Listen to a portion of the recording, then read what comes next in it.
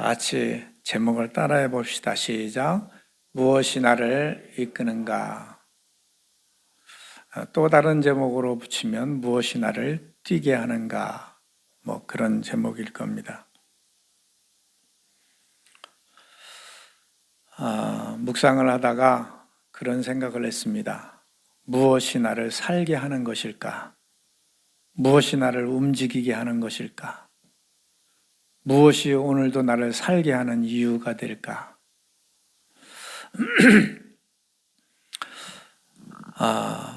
의외로 많은 사람들이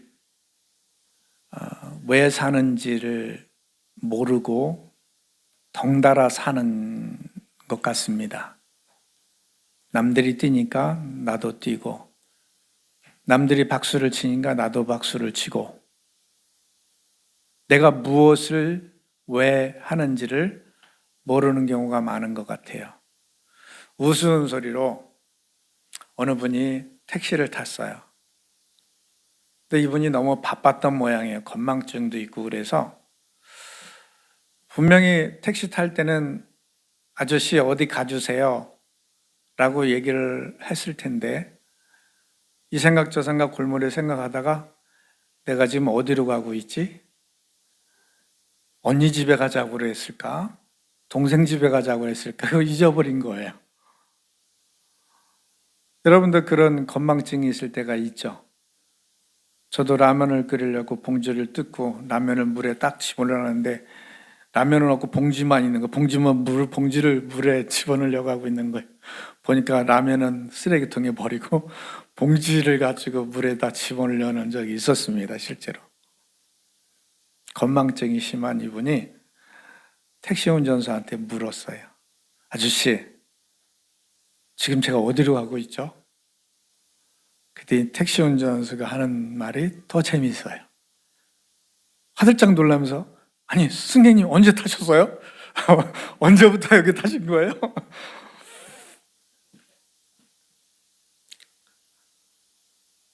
모두가 다 잊어버리고 그냥 가는, 그냥 사는 그런 경우가 많은 것 같습니다.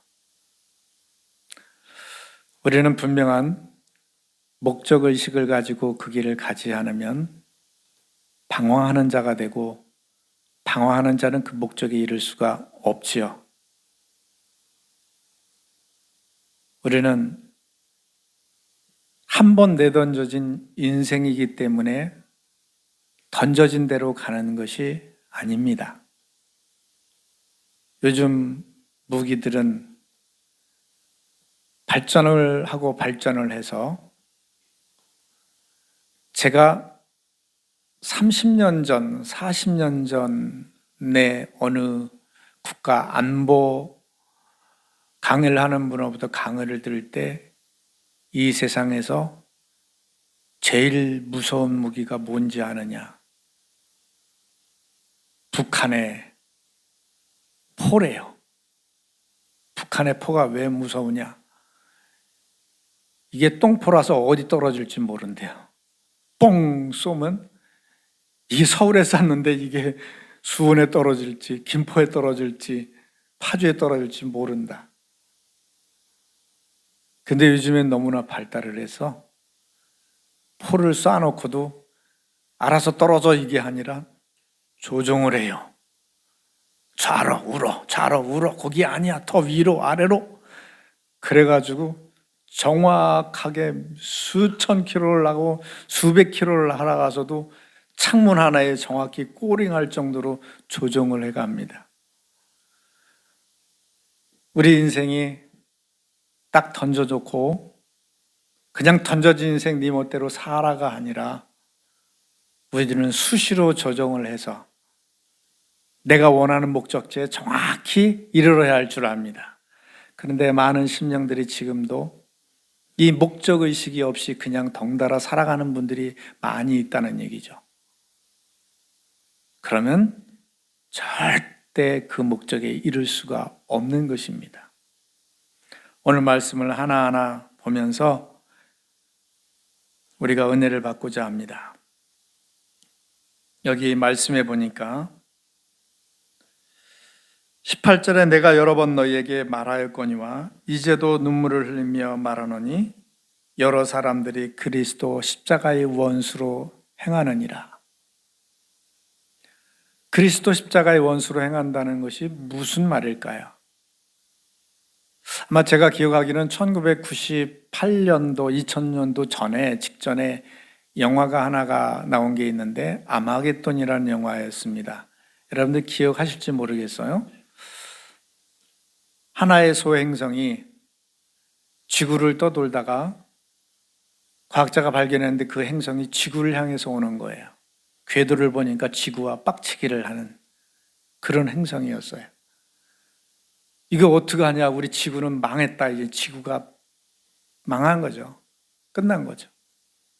그럴 때에 그 짧은 시간, 얼마 남지 않은 시간 내에 전 세계, 나사를 중심으로 한 전 세계 모든 사람들이 고민을 합니다. 연구를 합니다. 어떻게 살아남을 것인가? 그때의 결론은 그거였죠.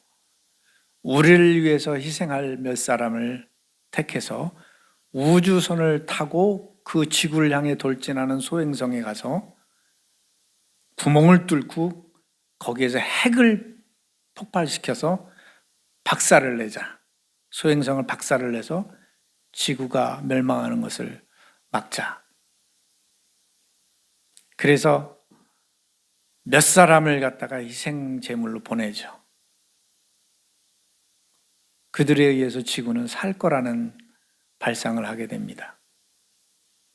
우리 주님께서는 우리 모든 인류가 다 죄악으로 인해서 지옥에 빠져 영원히 죽을 수밖에 없는 인류를 대신해서 죽어주신 분입니다.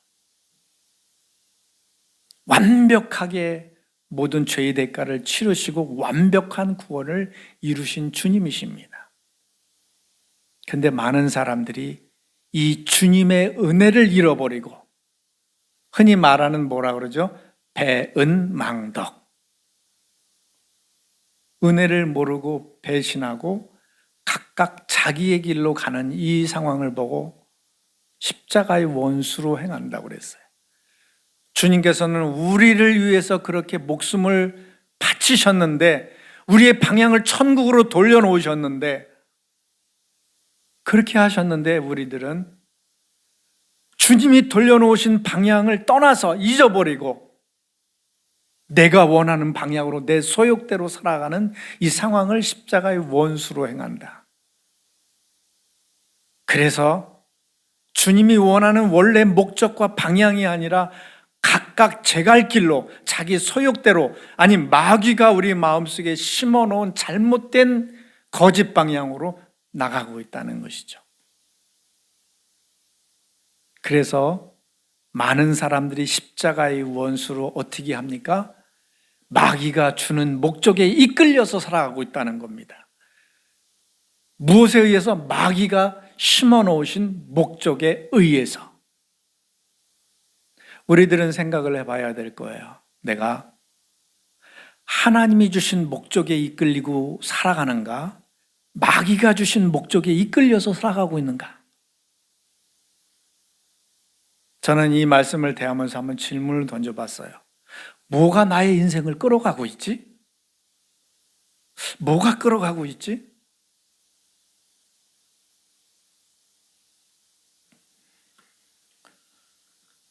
오늘 여기 19절부터 나오는 말씀을 절절히 한번 또 생각해 봅시다. 그들이 쉬는 배요. 이 배가 먹는 배를 말하는 거나 타는 배를 말하는 게 아니죠. 벨리, 이 배. 여기 먹으면 만족하는 배. 포만감을 가지고 늘어지는 배. 이 배를 위한 거, 이건 무엇을 얘기하는 걸까요? 바로 세상의 소욕과 탐욕 같은 걸 얘기하는 거죠. 세상의 만족, 자랑. 하나님에게 있는 것이 아니라 이 세상에서 배부른 것. 사단이 베풀어 놓은 모든 것으로 배부른 배를 얘기하는 거예요. 그것이 자기들을 이끄는 삶의 목적이 되는 거예요. 아침부터 눈을 떠서 잘 때까지 오직 머리가 돌아가는 이유는, 내 손발이 바쁜 이유는 이 세상에 있는 이런 배를 위해서 바쁜 거예요. 좋은 집 가져야지, 세상에 떵떵거리고 자랑하며 살아야지, 즐기며 누리며 살아야지, 이런 것들이 그들을 이끌고 있다는 거죠. 세상 사람들은 지금 그래서 그 목적에 이끌려서 살아가고 있으니 이 길은 곧 멸망의 길이다라고 얘기를 해요. 우리도 한번 생각을 해봐야 될 것 같아요. 나를 오늘 움직이게 하는 이유는 뭘까? 살게 하는 이유는 뭘까? 때로는 핏대를 올리고 열정을 쏟아가면서 하루하루를 지나가는 이유는 뭘까? 어쩌면 우리도 돈이 아닐까요? 어쩌면 우리도 세상의 자랑이 아닐까요? 탐욕이 아닐까요? 우리 주님은 이런 것 버려야 아버지 집에 이를 수 있다고 얘기를 하세요. 저처럼 우리 모두 한번 깊이 생각을 했으면 좋겠어요. 나의 삶을 이끌어가는 원동력이 뭐지? 자녀를 성공시키기 위해서? 자녀도요, 어느 정도 키워놓으면 지 삶을 가. 지가 할 길 가. 오히려 커진 뒤에는 부모 부담스러워해요. 난 내 삶 살게 내버려두지. 갈수록 더합니다. 내 마음 같지가 않아요, 자녀들. 세대가 갈수록 옛날에는 자녀가 부모 섬겨야 되는 이 효행의 지행이 마땅한 것이었지만은 그런 건 이제 없어져 갑니다. 부담스러워요. 나는 자녀 어느 정도 키워놓고 내 삶의 목표를 위해서 가야 되는 거예요. 그 목표를 잃어버려. 자녀가 목표였다? 이거 아주 어리석은 일이에요. 하나님이 내게 주신 인생의 목적이 뭐지? 그 목적에 의해 이끌려서 살아가야 되는 거예요. 돈? 전에 말씀드렸죠. 베트남이 망할 때에 베트남의 지폐는 휴지 조각이었어. 빵도 못 사 먹어. 그거 한 추럭 갖다 줘도 욕먹어. 유엔 휴지 조각 갖고 왔냐고. 이 땅이 망하면, 이 땅이 끝나면 이 땅에 돈 아무 소용이 없는 거예요. 하늘나라에서 휴지 조각인 거예요. 어리석은 목적에 이끌려 살면 부끄러움을 당하는 거예요. 참된 목적이 우리 마음속에 자리 잡고 있어서 그 목적이 나를 이끌어가게 되기를 바랍니다. 이 목적이 이끄는 삶이라는 것이 베스트셀러가 됐죠. 세들백 교회의 위그웰런 목사님이 지은 책이죠. 거기에 원래는 목적이 이끄는 교회, 목적이 이끄는 삶, 교회에서 삶으로 변했지만은 목적이 이끄는 삶이 진짜 삶인 거죠. 그렇지 않으면 방황하는 거죠. 사도행전에 보면 다윗이 하나님의 뜻을 따라 살다가 조상과 함께 갔다라는 표현이 있어요. 근데 거기 하나님의 뜻을 따라라는 것을 영어 성경의 NIV의 성경에 보면 하나님의 목적에 맞게 살다가 그렇게 살았다고 얘기 나와요. 하나님의 목적에 맞는 삶을 산 다윗을 하나님께서 붙잡으신 줄 압니다. 우리들의 목적이 하나님의 목적과 다르다면 그것은 하나님을 기쁘시게 할 수 없고 하나님이 우리와 함께 하실 이유가 없는 겁니다. 하나님의 목적과 우리의 목적이 부합하기를 바랍니다. 죄라는 하말티어의 원어의 뜻은 내가 관역을 향해서 쐈는데 쏠라고 맞추려고 맞췄는데 이게 맞추지 못하고 삥 나간 거야. 옆으로 나간 거야. 이게 죄예요. 나 그래도 하나님 믿으려고 그랬어요. 교회 나와서 예배 드리고요. 천국 가려고 그랬어요. 봉사도 하고 헌신도 하고 헌금도 다 했어요. 그런데 하나님의 목적에 맞추지 못하면 죄가 되는 것이고 점수를 못 얻는 것이에요.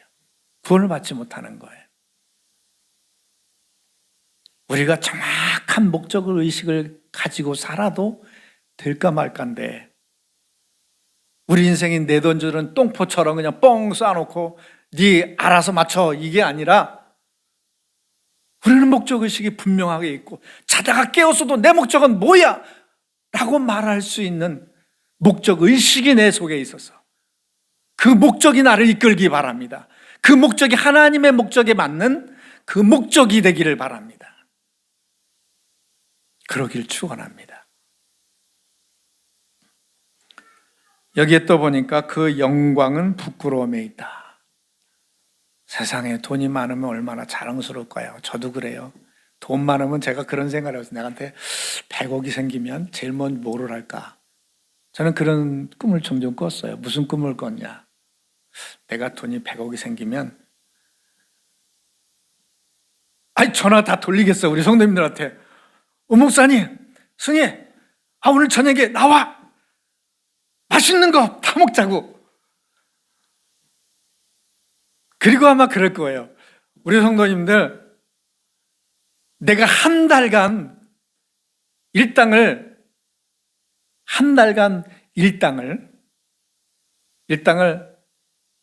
50만 원. 너무 작은가? 좋아. 100만 원씩, 하루에 100만 원씩 쳐줄 테니까 한 달간만 휴가 내, 전부. 그리고 우리 세계 여행 가자. 전 그럴 것 같아. 정말이에요. 100억이 주어진다면. 우리 다 그럴 마음이 있죠? 혼자 그냥 맛있는 거 그냥 다 먹고 그러진 않겠죠? 세상에 그런 돈이 있으면 자랑이 있고, 내가 마음대로 인심 쓸 수 있고, 이렇게 하나님이 우리에게 돈벼락을 주시면 얼마나 좋을까? 근데 그렇게 돈벼락 주시면 내 의지대로 쓰지 하나님의 뜻을 이루지 못해요. 우리 사람은 그렇습니다. 일부분은 조금 도와줄 수 있어요. 일부분은 내가 좀 선을 행할 수 있어요. 그러나 우리 마음의 욕심은 그렇지 않아요. 로또 맞으면 타락하는 것처럼 그렇지 않아요. 그러나 우리는 그래도 돈을 갖기 원하고, 세상에 권력을 갖기 원해요. 뭔가 세상에 뽐을 낼 수 있는 걸 원해요. 근데 그 모든 영광이 부끄러움에 있다는 거예요. 왜 부끄러움에 있느냐?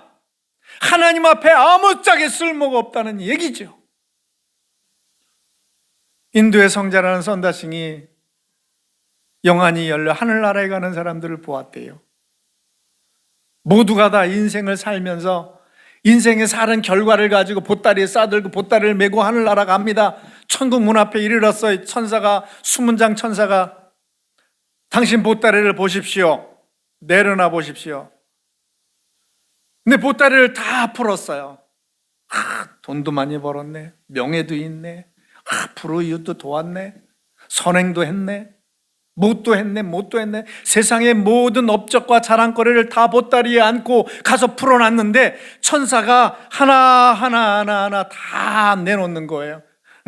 이거 아니야, 이것도 아니야.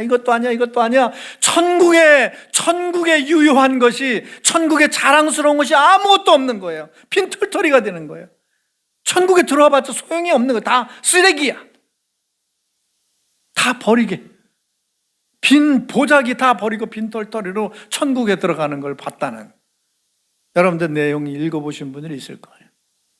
이 세상의 모든 자랑들이 부끄러움이 된대요. 이 세상의 모든 영광들이 하늘나라의 부끄러움이 된대요. 어떤 자에게 하늘에 대한 목적을 상실하고 목적을 모르고 자기 나름대로의 목적을 가지고 산 결과입니다.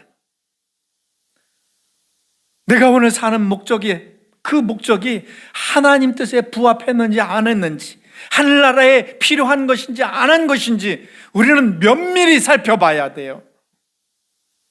인생을 다 살았는데 가서 기껏 생고생하고 천국문에 이르렀는데 다 필요 없다고 버리게 되면 이게 무슨 부끄러움입니까? 무슨 인생이 개고생입니까? 우리 인생 헛살지 않기를 바랍니다. 그날에 하나님 앞에 인정받을 수 있는 거라 해야 돼. 그들의 영광은 부끄러움이래요. 이 세상의 영광이 될지 모르지만 하나님께는 부끄러움이에요. 우리 주님이 가르쳐 주신 것도 천국은 낮아지는 거다. 죽어지는 거다. 베푸는 거다. 희생하고 봉사하는 거다. 이 세상의 방식과는 역설적이고 역행으로 가르쳐 주셨어요. 근데 우리들은 세상을 따라 똑같은 방향을 잡고 있는 거예요. 돈을 사랑함이 일반하게 뿌리고 세상에 높아지고를 한 자는 오히려 그날에 낮아진다고 그랬는데, 지금 아직 우리는 천국의 목표가 아니라, 목적이 아니라 세상의 목표와 목적을 따라서 나도 그렇게 찾고 있는 거예요. 그건 아니죠.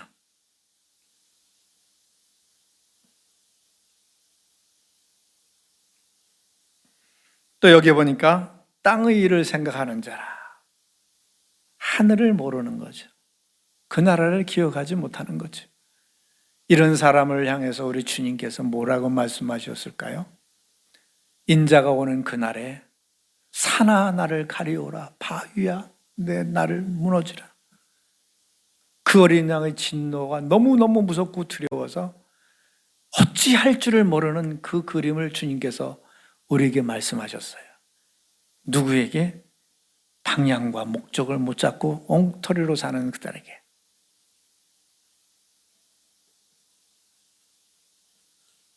지난주에도 말씀을 드렸죠. 지혜자의 마음은 오른쪽에 있어요. 우매자의 마음은 왼쪽에 있다고 얘기를 했죠. 지혜자의 마음은 지혜로운 것을 택해. 전 생각을 해봐도 그래, 이상해. 뭐냐면 이 사기꾼들은 어떻게 생각만 하면 사기가 나올까? 어떻게 하면 사람을 등쳐서 먹을까?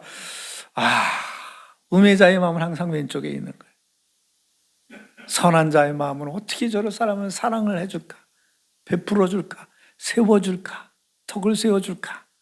항상 오른쪽에 있는데 우매자의 마음은 항상 왼쪽에 있는 거예요. 똑같은 거 아닐까요? 항상 하늘의 목적을 가진 사람은 오른쪽의 마음인 줄 압니다. 하늘나라의 마음이 있고 하나님의 뜻이 무엇일까? 우리 책에 있는 베스트셀러 중 하나 있는 뭡니까? 예수라면 어떻게 할 것인가? 내가 맞는 모든 상황과 처지 가운데 예수라면 어떻게 할 것인가를 생각하지만 하늘나라가 없는 사람은 예수 따위 상관없어. 내 배를 위해서, 내 영광을 위해서, 내 자랑을 위해서 이걸 어떻게, 이 기회를 어떻게 사용하지? 이 돈을 어떻게 사용하지? 저 사람을 어떻게 이용하지? 항상 쪽이 갈라져. 오른쪽인지 왼쪽인지.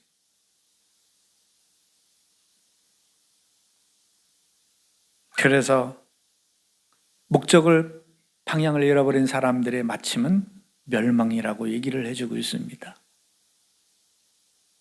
우리들은 다 멸망의 방향이 아닌 줄 믿습니다. 때로는 내려갈 수도 있고 틀리게 갈 수 있지만은 요즘 신형 무기처럼 방향을 계속 잡아가는 거예요. 좌로 우로 상하 좌워서 정확히 그 타겟에 맞는 인생을 살아가야 할 줄 압니다. 아마 오래전 일이에요. 그 영화도 여러분 보신 분이 있어요. 그 주홍글씨, 또 태극기, 또 불나방인가, 불신가. 영화나 드라마에 많이 출연했던 이은주 씨를 알 거예요. 그가 참 예쁘고 열연을 해서 인기가 참 많았는데 자살을 했어요. 꽃다운 나이 24살에 자살을 해서 세상을 놀라게 했죠. 그렇게 잘 나가던 사람이 왜 자살을 했을까? 근데 그 유서의 내용을 보니까 살아도 사는 게 아니다. 살아도 사는 게 아니다. 아마 여기는 우리가 그렇게 이은주 씨처럼 유명하게 됐다면 우리 웃고 다닐 거예요. 자랑스러울 거예요.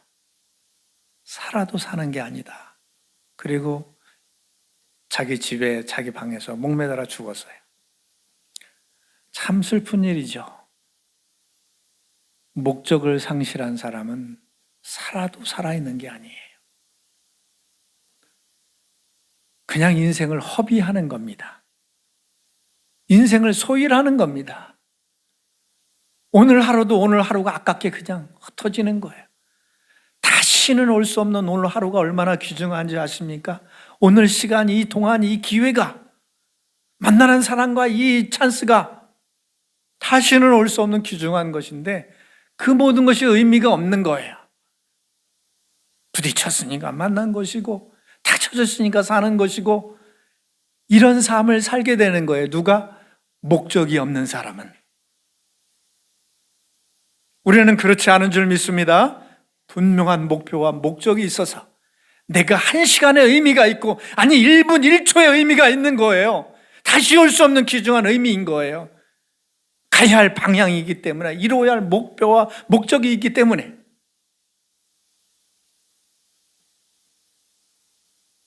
목적이 있을 때 우리는 어떤 역경과 고난도 이겨낼 수가 있습니다. 사도 바울이 로마서에 그런 얘기죠. 내가 목숨이 위협받는 상황, 강도 위험, 물의 위험, 산의 위험, 갖가지 위험을 당하는 중에서도 내가 견디어낸 것, 하나님께 대한 목적이 있어서라고 그랬습니다.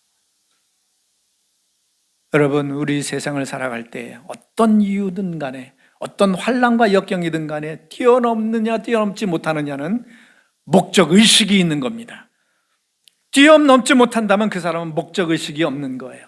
아니, 있어도 약한 거죠. 흐리멍텅하기 때문에 내가 꼭 뛰어넘어야 돼? 내가 꼭 노력해야 돼? 이렇게 나가는 거예요. 얼마나 목적의식이 뚜렷하게 자기 머릿속에 박혔느냐에 따라서 뛰는 뜀이 달라져요. 노력이 틀려집니다.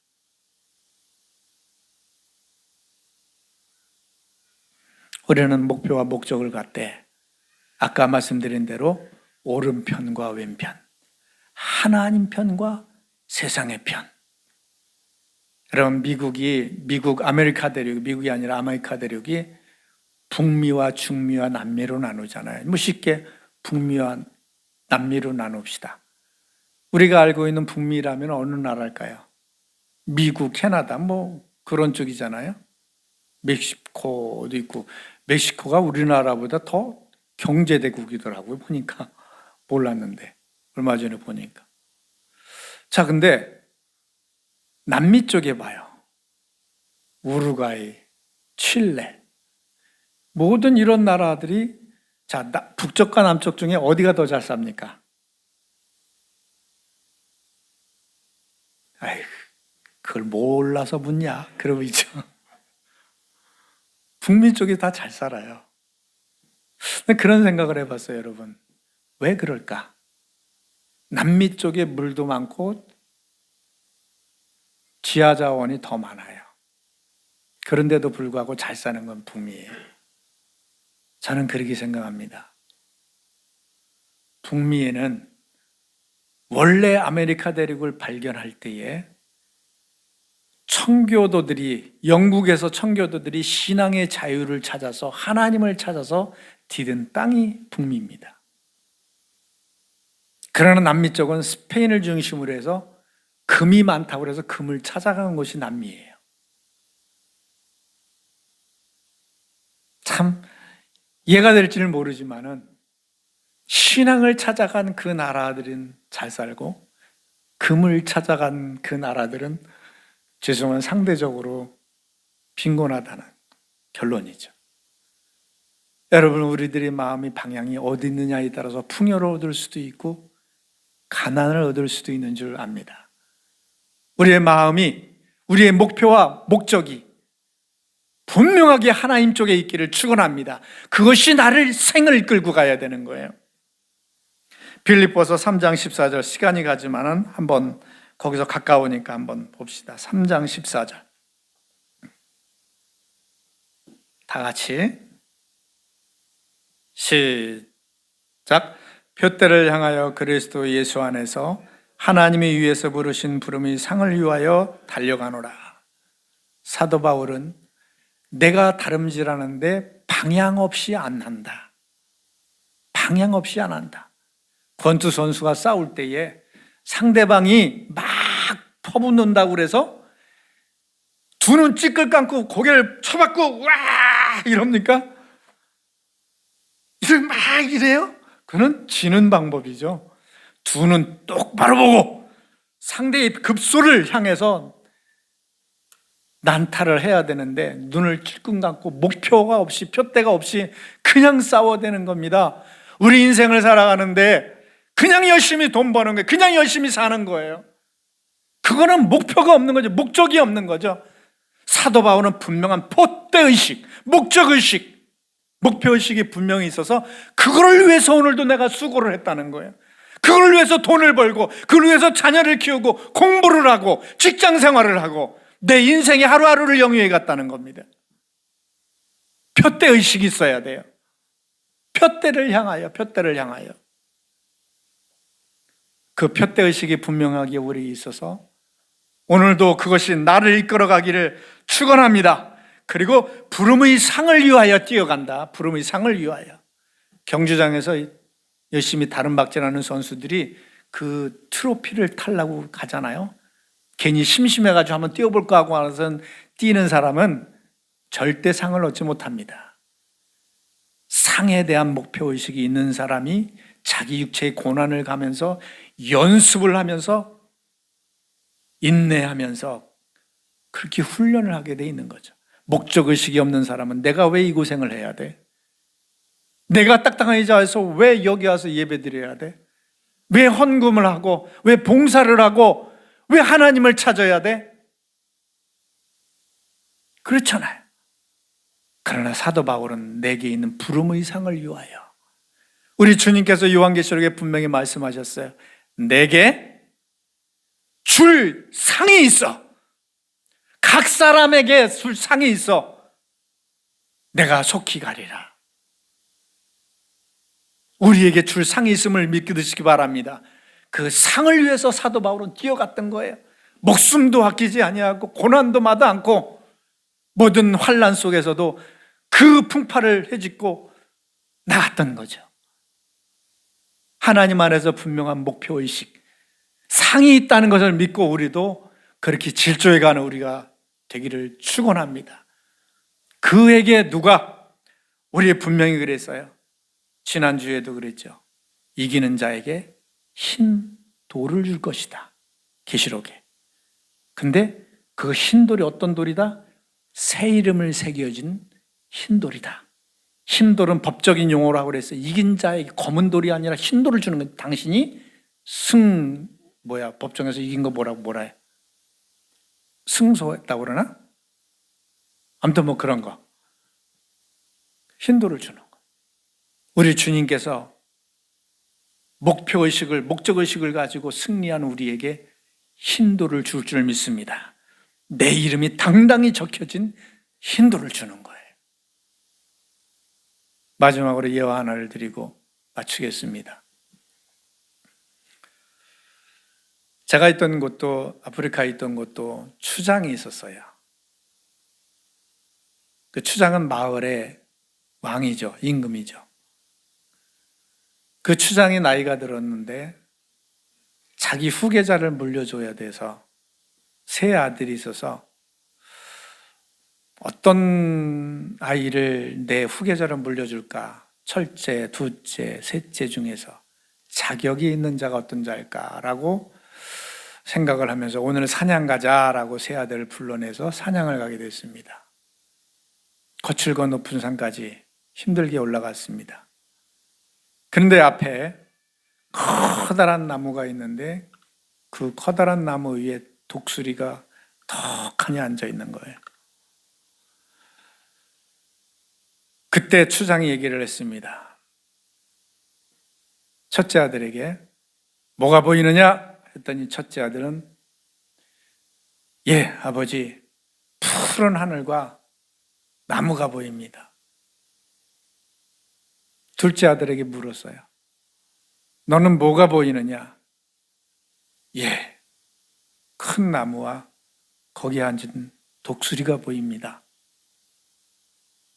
추장은 내심 실망을 했습니다. 마지막 막내에게 묻습니다. 너는 뭐가 보이느냐? 예, 저는 커다란 독수리가 날개를 가지고 있는데 그 가운데 가슴이 보입니다. 그래서 막내에게 추장 자리를 물려줬대요. 그 이유는 사냥을 간 사람이 이것저것 볼 것 없이, 이것저것 한눈 팔 것 없이 정확히 사냥의 타겟가 되는 독수리의 가슴을 보고 쏴야 되는데, 하늘이 어떻고 나무가 어떻고 멀리 대충 보고, 이거는 추장으로서 합당치 않다는 거죠. 그 막내 아들이 정확히 가슴을 보고 활을 쏴서 그 독수리를 잡았고, 그가 추장의 후임으로 됐다는 얘기가 있습니다. 하나님께서 그러실 것 같아요. 우리에게 이 세상을 대충 두리뭉실하게 보고 사는 것이 아니라, 우리 의식 속에서 분명하게, 우리 눈 속에서 또렷하게 하나님이 나에게 뭐를 원하시지, 내가 왜 사는 거지, 뭘 위해 사는 것이지, 하늘나라의 목표와 목적을 분명히 깨닫고 그걸 향해 뛰는 사람, 그걸 위해서 사는 사람, 그걸 위해서 계획하고 모든 프로젝트를 익히는 모든 사람들을, 그 사람에게 상을 줄 거라는 거죠. 그 사람에게 그 영광의 자리를 물려줄 거라는 거죠. 우리가 부산을 향해 쏠 때 어디쯤이 부산일까? 활을 쏠 때 대충 이쯤이야 하고 쏘면 부산 가겠습니까? 대전도 못 갈 수도 있고, 영덕으로 갈 수도 있고, 저 군산으로 갈 수도 있고, 온 심혈을 향해서 부들부들 떨면서 쏴도 부산 맞을까 말까 하는데, 우리 인생을 대충 살지 맙시다. 하나님 앞에서 분명한 하늘의 목표와 목적을 가지고 그것이 나를 이끌어가게 해야 돼요. 그것이 오늘을 살게 해야 돼요. 오늘도 나의 열정을 불태우며 오늘도 나의 시간을 모두 투자할 수 있는 그 목적이 있어야 됩니다. 무엇이 나를 이끄는가? 하나님 안에서 발견되어진 그 목표가 나를 이끌길 바랍니다. 이 땅에 있는 것이 아니라 저 땅에 있는 가치가, 그 가치관과 그 인생관과 그런 목적이 나를 이끌 때 나는 올바른 방향으로 가게 되고, 그 올바른 방향에 섰을 때 과연 내게 힘돌이 주어질 줄 믿습니다. 그곳에서 내게 주님께서 마련한 나의 영광이 주어질 줄 믿습니다. 기도합시다.